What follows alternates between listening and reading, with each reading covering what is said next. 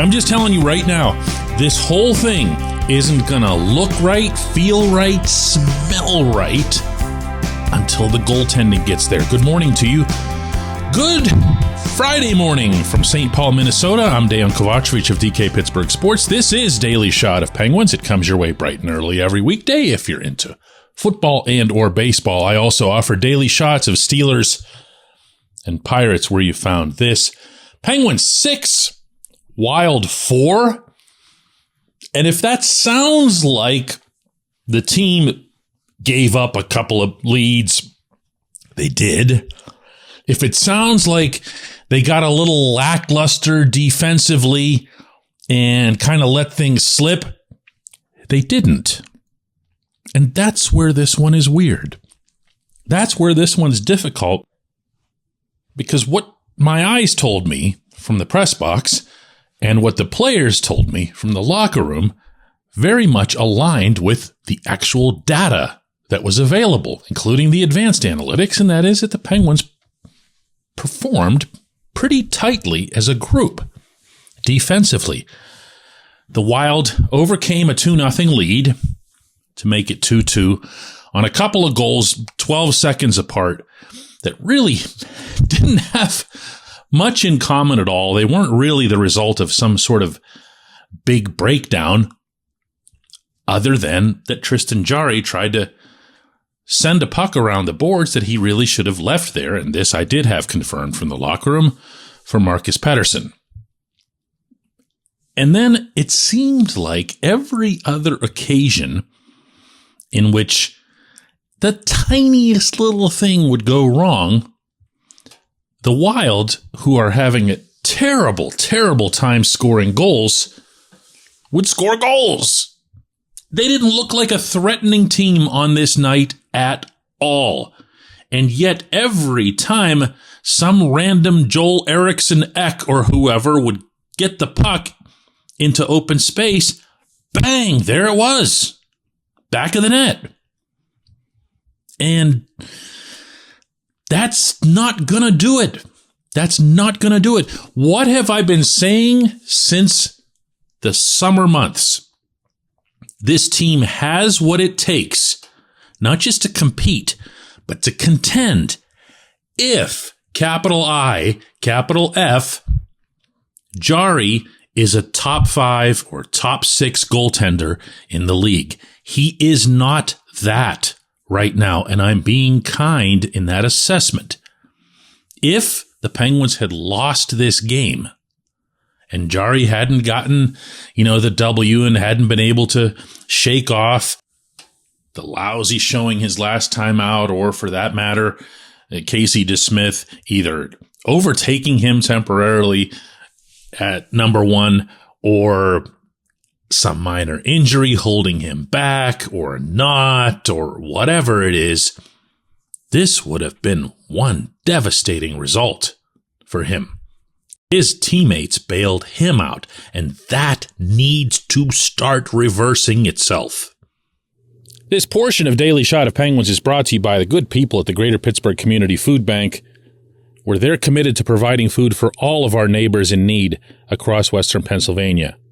They, in turn, need your help. Find out how $1 can be turned into 5 full meals for those in need.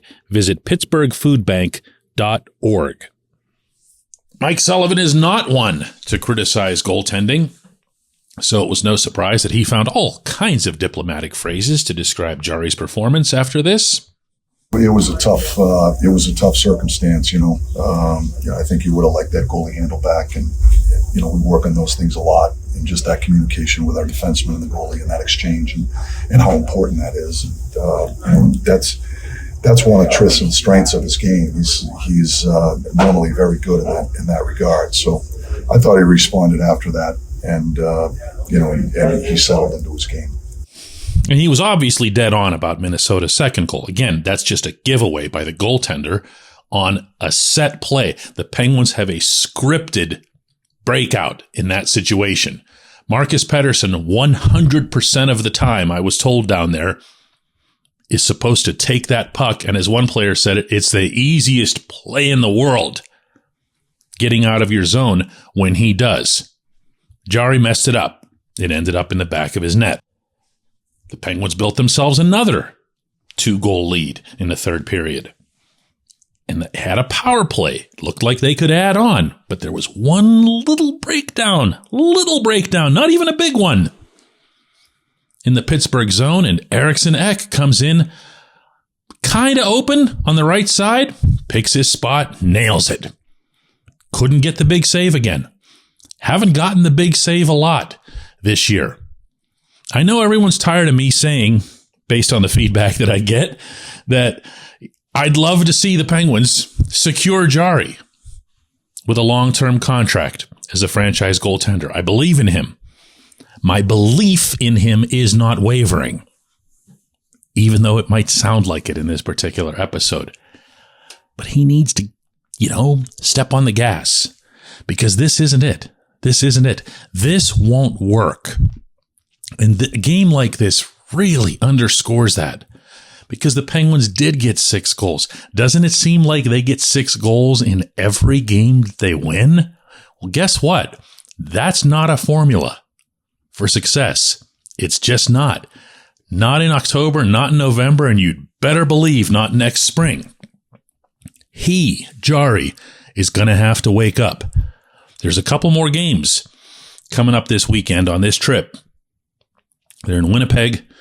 Actually later today, but the game is tomorrow night. And he'll be facing the player that I feel is, at the worst, the second best goaltender in the league, behind Andrei Vasilevsky, and that, of course, being Connor Hellebuck from the Jets. And then there's a game in Chicago.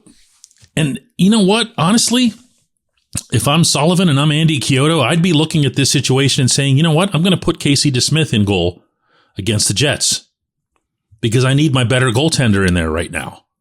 The Jets are 10-4-1. They had another big overtime victory last night in Winnipeg. They're looking really, really good, and they have Hellebuck. So you want to put your best goalie there and then try to save Jarry for Sunday night in Chicago and hope that he can face another team that isn't all that good, kind of like this Minnesota team, and maybe build up some confidence. But you know what? Training camp's over, man. Training camp's over. Preseason's over. The first month and change of the regular season is over. It is high time for Jarry to return to being his best self. It's there. I believe in it, but it's gotta come out, and it's gotta come out soon. When we come back, J1Q.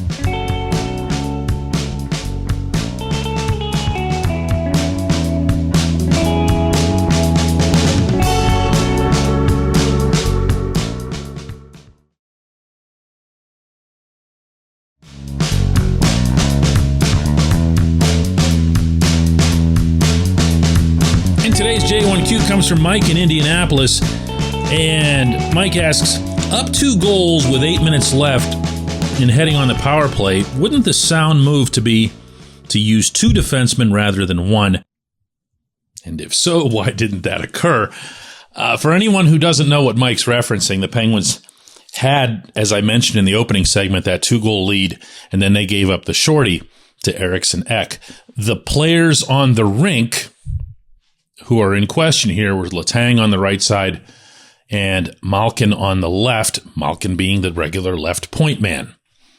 And Eriksson Ek took advantage of Gino, kind of spun around him. Gino either misread the play or lost his balance or whatever. But, Mike, that makes your point.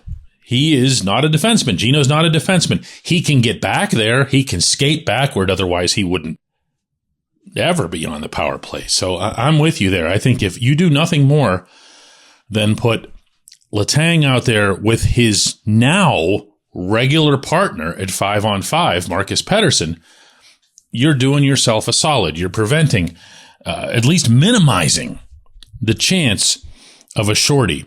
And there are strategic things that Sullivan can do and still really won't. To an extent, and I'd say only about a 5% extent, I can understand what Sullivan was doing, because his power play has just started to look a little bit competent, aggressive. And you would think that they would have continued to be threatening and competent had they not stumbled in their own zone. But the priority there, especially for a team that is continually blowing leads, has to be preventing blowing another lead. So that's it. That's all I have. And it's obviously not much. So when let me put it this way, okay? One of the things that I did like is to kind of close out today's show on a positive note, because this was a positive outcome. And I do believe that the Penguins overall, aside from their goaltending, took a positive step forward in a lot of facets, including defending.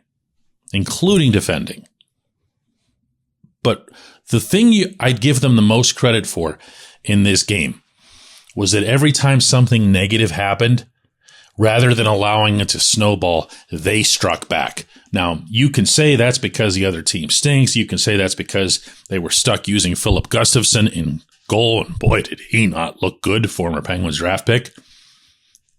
And maybe you're right, but there's still a visible sulk that can occur with a hockey team whenever something goes awry. And a couple of things went awry on this night, and they kept battling. That was a point that Letang made with me quite strongly after the game, where he felt really good about the fact that everybody kept their chins up the whole time and just kept going. So let's do that, Mike. Let's leave it on a happy note, all right? I mean, we'll see how things go as far as the happiness thing or the happiness factor following this weekend, because like I said, they do have a very tough opponent in Winnipeg. And then for whatever reason, even when the Hawks stink, the Penguins can't win in Chicago. One of the strangest things that goes back forever. So let's see how it plays out. Couple key games coming up over this weekend. I kind of like this one as a table setter. I would have liked it a lot more if the goaltender was involved. I appreciate the question, Mike. I appreciate everyone listening to Daily Shot of Penguins. We'll do another one of these when I get home on Monday.